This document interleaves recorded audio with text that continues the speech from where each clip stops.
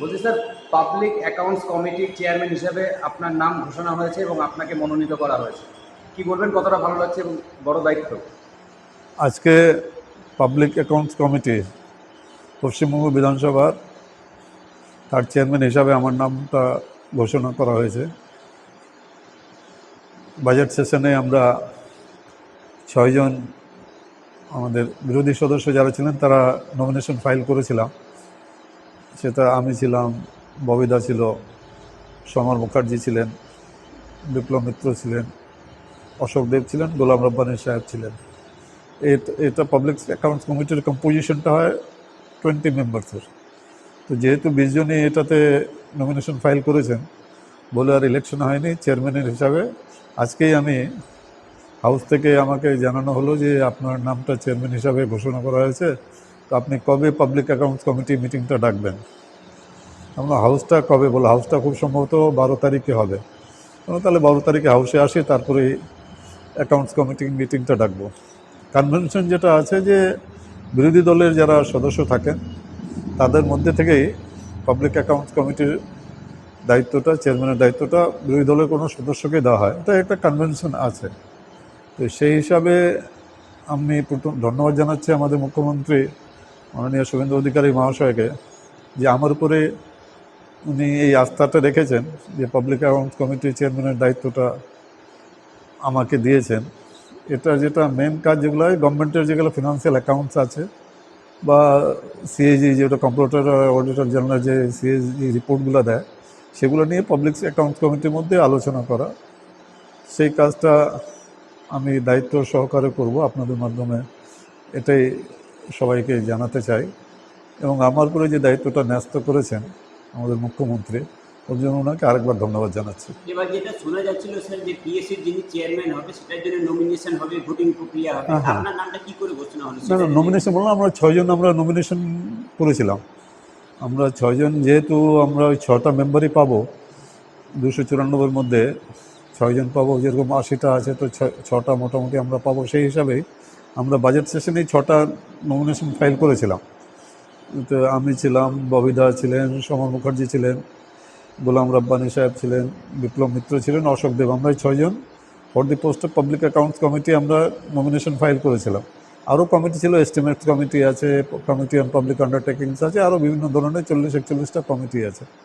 তো সেইভাবে সবগুলো বাজেট সেশনে সবগুলো নাম আমরা নমিনেশনগুলো আমরা দিয়েছিলাম। তার মধ্যে থেকে এখন অ্যানালিসিস করে যারা যারা, যেখানে যেরকম 20 মেম্বার্স পাবলিক অ্যাকাউন্টস কমিটিতে হয়, যদি মোর দ্যান 20 মেম্বার যদি নমিনেশন ফাইল করে তাহলে there is question of election.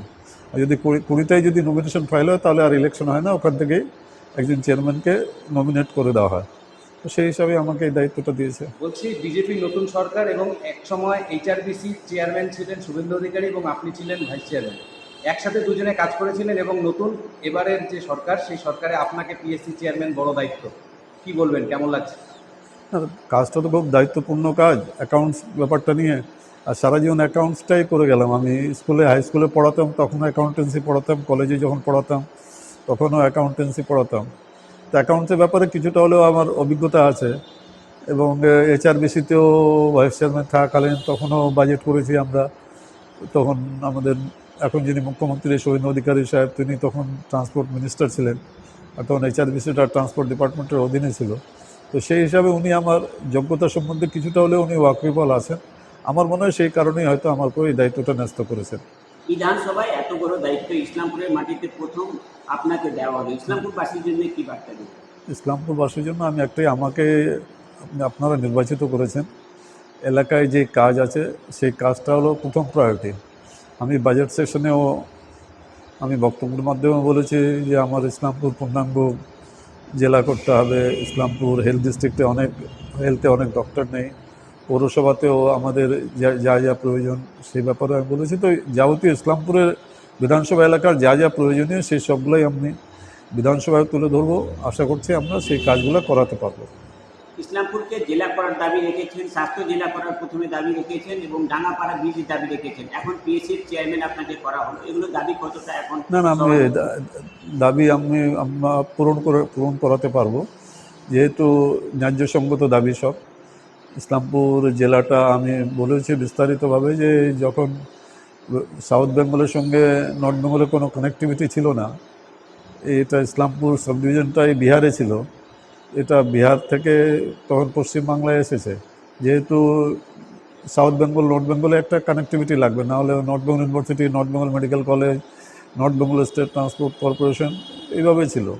তো এটা মানে এই পার্টটা যেটা ইসলামপুর বিধানসভাটা এবং ফাঁসি দেওয়া মৌজার 19টি মৌজা, যেটা পরবর্তীকালে দার্জিলিং ডিস্ট্রিক্টে চলে গেছে। তো তখন থেকেই মানুষের একটা চাহিদা ছিল যে ইসলামপুরটাকে পূর্ণাঙ্গ জেলা করা হোক। আমরা মালদা মিটিংয়েও আমাদের রব্বানী সাহেব আমরা দুজনেই আমরা এই ব্যাপারটা তুলেছিলাম, মুখ্যমন্ত্রীকে আমরা জানিয়েছি। নিশ্চয়ই সময় সাপেক্ষ আছে, ওনারাও নিজের এন্ড থেকে যা যা অ্যানালিসিস করার করবে। এবং যেটা দলঞ্চা ব্রিজ আছে সেটাও সেদিন আমি এনবিডিডি মিটিংয়ে বলেছিলাম, নর্থ বেঙ্গল ডেভেলপমেন্ট ডিপার্টমেন্ট নিয়ে যেটা বাজেট অ্যাপ্রোপ্রিয়েশন নিয়ে যেটা মিটিং আলোচনা ছিল, সেখানে বলেছি যে দলঞ্চা ব্রিজটা খুব দরকার আছে, কেন এখনও সাঁকোর উপর দিয়ে মানুষ যাতায়াত করছে, মোটরসাইকেল মানুষ সব সাঁকোর উপর দিয়ে যাতায়াত করে, খুব রিস্কি সাঁকোর উপর দিয়ে যাতায়াত করাটা। তো মাননীয় মন্ত্রী শ্রী নসিদ পুরানি মহাশয় উনিও এগ্রি করেছেন। ওনাকেও তখন আমি একটা চিঠিও দিয়েছিলাম, যেহেতু উনি তখন হাউসে উপস্থিতি ছিলেন। উনি বলেছেন যে হ্যাঁ, আমি এই ব্যাপারটা দেখবো আমি। গুণমান আর বিশ্বাসের অন্য নাম বঙ্গশ্রী। তালিয়াগঞ্জের সুনামধন্য এই বস্ত্র প্রতিষ্ঠান আজ সম্পূর্ণ করছে গৌরবময় 50 বছরের পথ চলা। তাই এই বিশেষ মুহূর্তে আপনাদের জন্য থাকছে বঙ্গশ্রীর বিশেষ ধামাকা অফার। আর এখানেই শেষ নয়, খুব শীঘ্রই নতুন সাজে নতুন শোরুমে হাজির হতে চলেছে বঙ্গশ্রী। নিয়ে আসছে আরো বৈচিত্র্যময় ফ্যাশন আর স্টাইল। তাই আর দেরি নয়, চলে আসুন পরিবারের সঙ্গে নিজের প্রিয় ফ্যাশন স্টোরে, কালিয়াগঞ্জ স্টেশনের বিপরীতে ইন্দ্রাপুরা মার্কেট, তালতলা, উত্তর দিনাজপুরে। বঙ্গশ্রী 50 বছরের ভরসা এবার আরো নতুন সাজে। কালিয়াগঞ্জের ডাকবাংলা রোডে the health care polyclinic and diagnostic centre এখন আপনাদের সেবায়। এখানে নিয়মিত রোগী দেখছেন অভিজ্ঞ ডাক্তারবৃন্দ। ডায়াবেটিস, হৃদরোগ, বাত ব্যথা, গাইনো, দাঁতের সমস্যা, হাড়ের সমস্যা, চর্মরোগ, সব রকম চিকিৎসা এক ছাদের নিচে। বিশেষজ্ঞ চিকিৎসকেরা রোগী দেখছেন প্রতিদিন। আর বিস্তারিত জানতে এখনই যোগাযোগ করুন 7001968817 অথবা 7679746067 অথবা 8637363236 দি হেলথ কেয়ার আপনার পরিবারের স্বাস্থ্য সুরক্ষায় সবসময় প্রস্তুত। হাউস অফ শৃঙ্গার, স্টাইল, সৌন্দর্য আর আভিজাত্যের নিখুঁত ঠিকানা এখন আপনার শহরে। এখানে রয়েছে মহিলাদের জন্য ফ্যাশনেবল পোশাক, শৌখিন সামগ্রী, সাজসজ্জার সরঞ্জাম থেকে শুরু করে আকর্ষণীয় আর্টিফিশিয়াল জুয়েলারি, সবকিছু এক ছাদের নিচে। ক্যাজুয়াল লুক হোক বা উৎসবের সাজ, প্রতিটি মুহূর্তকে করে তুলুন আরো বিশেষ হাউস অফ শৃঙ্গারের সঙ্গে। আমাদের ঠিকানা সুকান্ত মোড়, বাজলা পেট্রোল পাম্পের পাশে, কালিয়াগঞ্জ, উত্তর দিনাজপুর। নর্থ বেঙ্গলের সেরা সুপার স্পেশালিটি হাসপাতাল জীবন রেখা, অভিজ্ঞ ডাক্তার, আধুনিক lab, 24x7 emergency services, neurology, cardiology, orthopaedics, gastro, দন্ত ও চোখের চিকিৎসা একসাথে, আইসিইউ, এনআইসিইউ এবং এনএবিএল অ্যাক্রেডিটেড প্যাথোলজি ল্যাব। জীবন রেখা হসপিটাল। আপনার জরুরি মুহূর্তে অ্যাম্বুলেন্স পৌঁছবে ঠিক সময়ে। কল করুন 8373066655। একসময় কালিয়াগঞ্জ ছিল সরিষার তেলের জন্য বিখ্যাত। আজ সেই গৌরব ফিরিয়ে আনছে শুভ তারা মার্কা কাচ্চি ঘানে সরিষার তেল। উত্তরবঙ্গের প্রথম এগমার্ক প্রাপ্ত তেল, 100% রাজস্থানের সরিষা দিয়ে তৈরি। প্রতিটা ফোঁটা ল্যাবে পরীক্ষা করা হয়, মাইক্রোফিল্টার করে প্যাকেজিং হয়, যাতে থাকে শুধু বিশুদ্ধতা আর আসল স্বাদ। এগমার্ক হলো তেলের বিশুদ্ধতার সোনালী শিলমোহর, যেমন সোনার জন্য হলমার্ক। কালিয়াগঞ্জ থেকে সারা উত্তরবঙ্গ, এমনকি রাজ্যের বাইরেও ছড়িয়ে পড়েছে শুভ তারা মার্কা সরিষা তেলের সুনাম। প্রোপ্রাইটার সন্তোষ জয়সওয়াল। ঠিকানা ভান্ডার রোড, কালিয়াগঞ্জ, উত্তর দিনাজপুর। শুভ তারা মার্কা, বিশুদ্ধতার প্রতীক, উত্তরবঙ্গের গর্ব।